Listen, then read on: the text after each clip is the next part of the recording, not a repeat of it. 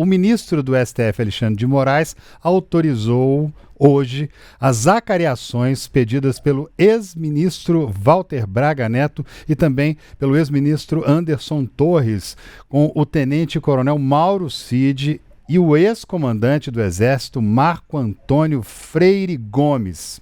As acariações foram marcadas para o dia 24 de junho, já na próxima terça-feira, e ocorrerão no próprio STF. Moraes determinou que a primeira delas vai ser realizada entre Braga Neto e Mauro Cid, e em seguida será feita a acareação entre Anderson Torres e Freire Gomes. Braga Neto, que está preso preventivamente no Rio de Janeiro, foi autorizado a ir para Brasília apenas para a acareação. No interrogatório dos réus na semana passada, ele foi ouvido por videoconferência.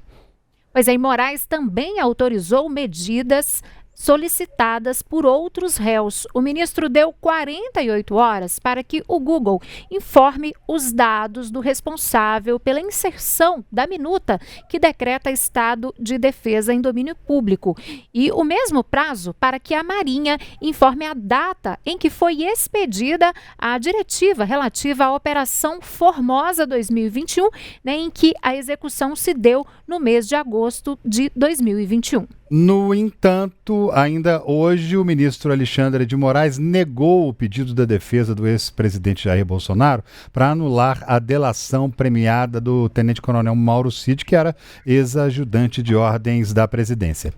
Pois é, segundo o ministro, o pedido é impertinente ao atual momento do processo. A decisão ocorre um dia após os advogados de Bolsonaro protocolarem a solicitação de anulação, alegando que mensagens atribuídas a Cid em uma conta do Instagram comprometeriam a legalidade do acordo. Segundo a defesa, as mensagens indicariam que Cid teria feito a delação sob pressão e sem voluntariedade, o que avaliaria os depoimentos bem como as provas. Pois é, o STF tornou públicos hoje os áudios revelados pela defesa do ex-assessor do ex-presidente Jair Bolsonaro, Marcelo Câmara. O material expõe o ex-ajudante de ordens Mauro Cid, que supostamente descumpria aí medidas cautelares do ministro do Supremo Tribunal Federal, Alexandre de Moraes, em meio ao acordo de delação premiada. O material foi apresentado pelo advogado Eduardo Kuntz, que trocou mensagens com o perfil de nome Gabriela702 no Instagram em março do ano passado. Cid era quem conversava com o advogado segundo áudios apresentados pelo advogado no âmbito da ação penal que investiga o núcleo 2 da suposta trama golpista.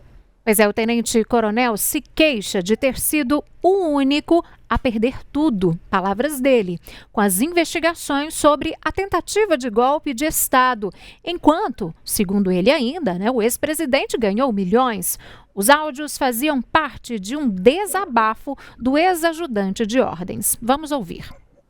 E vou dizer, mais um desabafo, É que a vida de todo mundo, todo mundo está enrolado. Vê quem se fudeu. Vê quem se ferrou, quem perdeu a carreira. Quem teve o pai, a esposa, a família toda investigar. Até a sogra falecida há 10 a 15 anos foi investigada. Meu irmão nos Estados Unidos, minha irmã. Todo mundo foi investigado. Quem teve isso? Quem teve a carreira destruída? Tá todo mundo ferrado. Quando o Câmara estava na reserva, eu estava no primeiro avaliamento, 4 estrelas, chegou ao topo. Reserva, general Heleno chegou no topo, reserva. Presidente, ganhou milhões aí, chegou ao topo, tudo bem. Todo mundo no meu pai. Quem que se fudeu? Quem perdeu tudo? Eu. E eu ainda inventei de pegar um advogado por fora, e ainda tô acabando com a vida financeira da família. Então, assim, quer saber? Faz uma análise de quando eu fiquei preso os 4 meses, quem me apoiou. Quem saiu da coisa simples, quem saiu da mídia social para me defender? Me defendeu, de uma vez ou outra não. Botou uma coisa absurda. Quem me defendeu? Quem brincou por mim? Ninguém. Quem me ajudou? você, o Paulo, o Van Garten, não assim, né, porque vocês fizeram o que vocês podiam fazer na esfera de vocês. Mas o entorno, ajudar com a minha filha, né, na equitação, pra minha cabeça foi fenomenal, foram vocês. Que eram coisas que eu considero e não vou esquecer nunca mais na minha vida. Mas o resto, as pessoas que eu ajudei na campanha, que queriam sempre estar comigo, falar com o presidente, aí, cadê esse pessoal? Quais deputados e senadores foram me visitar? Foram mandar um bolo para mim, uma Coca-Cola. General Mourão, General Pazuello, General Girão. Os 3 militares. Mais ninguém. Hamas também foi.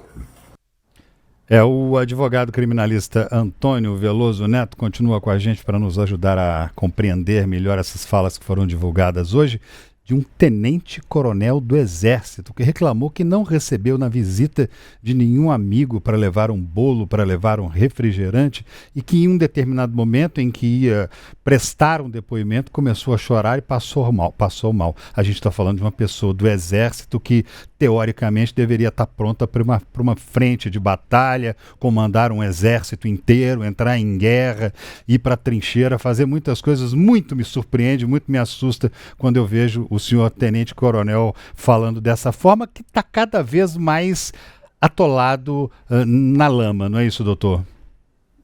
Sim. O que eles fizeram foi muito sério.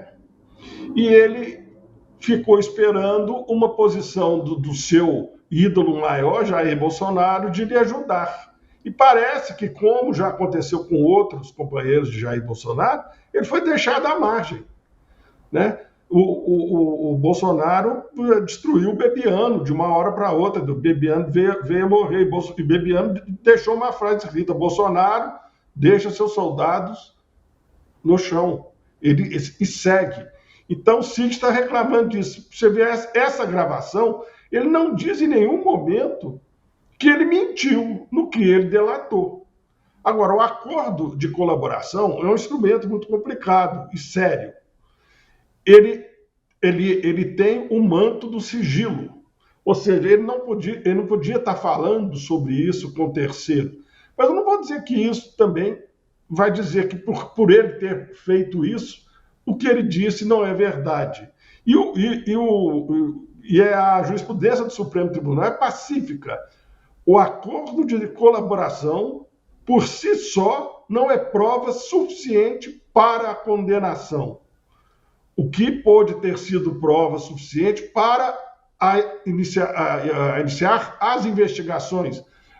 Tanto que o Cid disse no interrogatório que ele era chamado semanalmente à Polícia Federal para explicar pontos de subdelação. Então, aquilo tudo serviu para o procurador oferecer denúncia. Agora, tudo isso está se comprovando e veio se comprovar com outras provas colhidas durante a instrução do processo. O Cid não está sozinho nisso. Foram inúmeras as testemunhas ouvidas. Quem acompanhou isso, toda a instrução no Supremo Tribunal, viu que os coronéis, os generais, falaram, não, foi mostrado minuta de golpe, que isso aconteceu.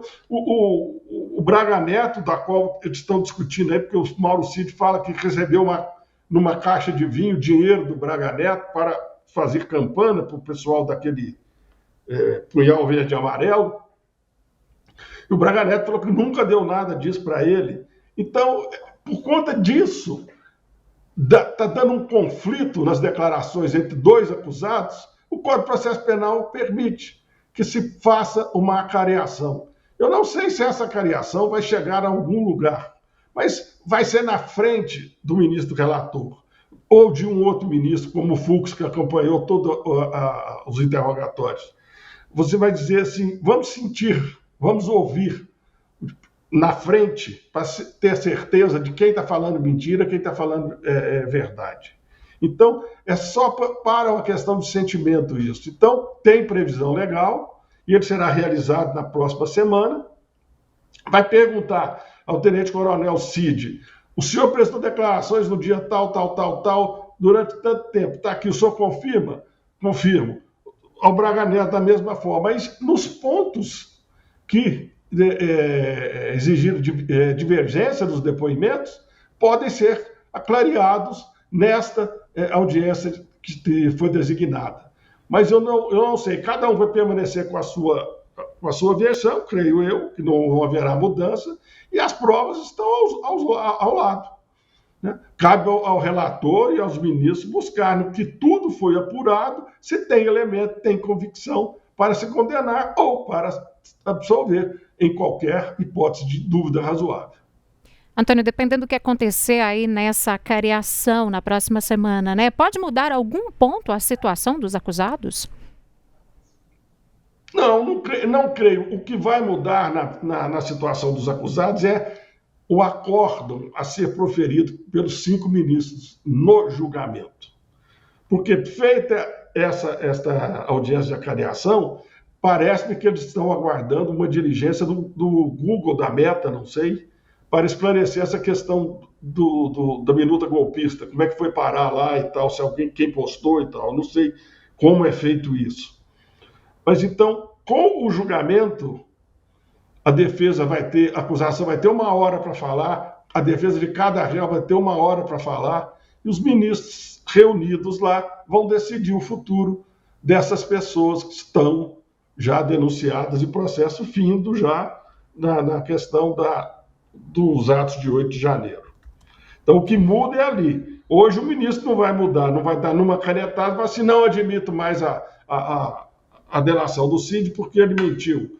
O Braga Neto fala a verdade. Não, isso tudo vai ser decidido ao final no julgamento.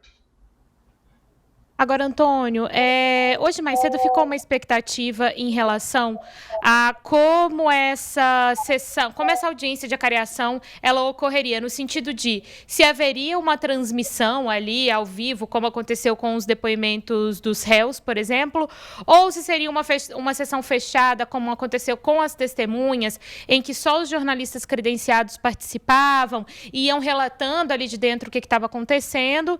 Ou se haveria ali uma terceira opção e acabou que o ministro Alexandre de Moraes determinou que, de fato, as acariações vão ocorrer em ambiente fechado, não vai ser aberto para a imprensa, vão estar ali, né, o Mauro Cid, o Braga Neto, o Anderson Torres e o Freire Gomes, com acesso dos advogados e, obviamente, do próprio relator do caso. Era aguardado, ouvindo aí o senhor com toda a sua experiência, era aguardado, era esperado que de fato essa sessão, essa audiência fosse fechada. Isso se deve à necessidade de garantir, né, que todos vão falar a verdade, que vai ser possível de fato ali, se houver algum ponto divergente, que eles se debrucem sobre aquilo. É no sentido de garantir mesmo que a acariação não vai sofrer nenhum tipo de interferência externa, por exemplo? Olha, eu acho que eu não sabia nem que ele tinha determinado que fosse feita essa audiência em ambiente fechado. Eu não via motivo para isso. Mas se ele fez isso, ele fez justamente para preservar a intimidade dos réus.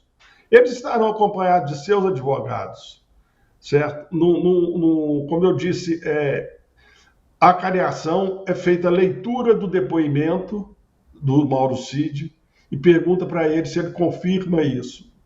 Vai ler o depoimento do Braga Neto, vai ver que vai perguntar se confirma isso.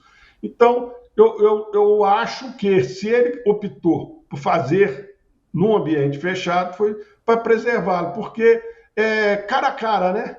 Entre um e outro. Pode ser que um fique com raiva, chama o outro de ladrão, de desonesto. Eu não sei, ele não vai deixar, ele não vai permitir isso também. Certo? O ambiente não vai ser um ambiente de guerra.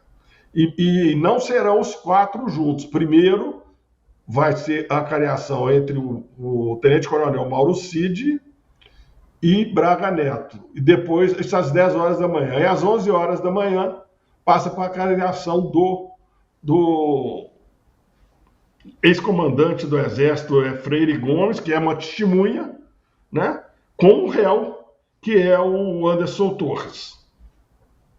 Então, não serão os 4 juntos, não. Serão separados.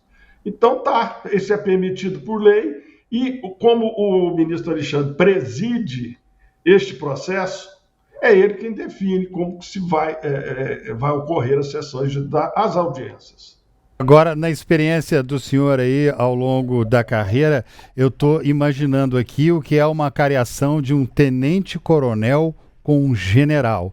A gente sabe, né, como é que funciona a hierarquia dentro do Exército. O próprio Mauro Cid que disse, eu estava obedecendo o chefe-maior das Forças Armadas. Vamos botar um tenente-coronel na frente né, ali de um general. Deve ser uma situação muito difícil, né? Muito, muito difícil. Eu creio que talvez por isso. E vou te dizer uma outra coisa. Eu, em 40 anos de advocacia, eu não devo ter participado de mais de 3 a 5 acariações, porque nunca vi resultado positivo nem negativo nisso. As pessoas vão manter suas declarações e vão ficar por aquilo, né? Você vai tentar ver o sentimento, se piscou, se um chorou, mas agora essa questão de hierarquia entre eles sempre teve e vai permanecer, né? Mas aí o tenente-coronel Cid foi enfático, ele falou por diversas vezes que recebia dinheiro do Braga Neto, e o Braga Neto fala que recebeu ele na casa dele, à noite, com mais 2 militares que ele não sabia, que não conhecia, que depois desse dia que surgiu a caixa de vinho. Então, alguma coisa tem nisso, né? Tá certo. Nós conversamos então com o advogado criminalista Antônio Veloso Neto. Antônio, muito obrigada, viu, pela sua boa vontade, mais uma vez estar aqui conosco e até uma próxima oportunidade. Até a próxima oportunidade. Eu fico satisfeito de estar presente aqui com vocês. E precisando, estou sempre às ordens. Muito obrigado por conversar com a gente.